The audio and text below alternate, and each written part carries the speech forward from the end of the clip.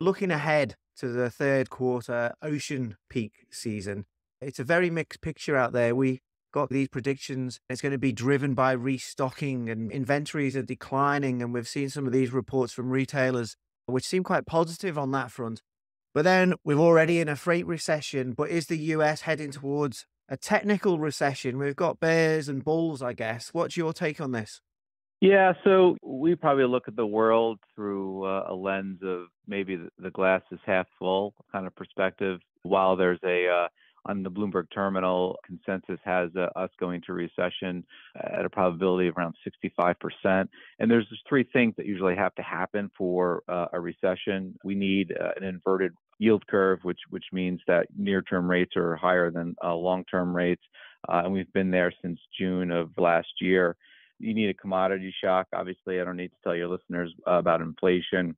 Inflation's impacting people around the globe. In the U.S., it peaked in June at 9.1%, and it's moved down to 4.9% in April, still well above the Fed's target of 2%. And then you have Fed tightening. So we've had 10 rate hikes by about 500 basis points, and the Fed doesn't seem like it is done moving rates higher. So when you have those three things, usually you have a recession that follows. So I think we're going to be in a technical recession sometime over the next 18 months. But I don't necessarily think that it's going to be a recession that's going to be felt by all people all the time. To your point, we are in a freight recession right now. We could have freight growth and still be in a technical economic recession. That's not unheard of.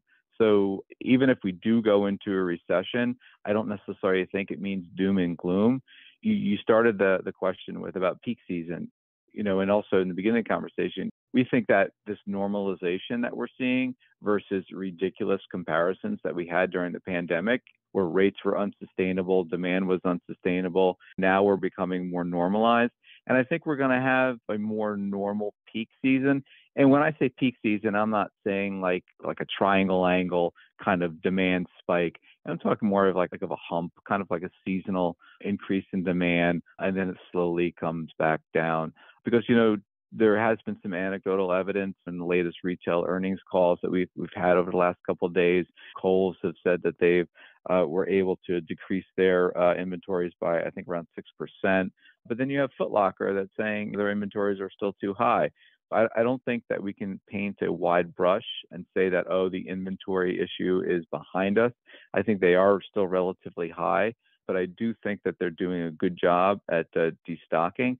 And the stuff that they need for the peak season isn't necessarily the same inventory that they have. So even companies with high inventory levels are going to need seasonal product, if you will, to make sure that they have what the customers want when they want it.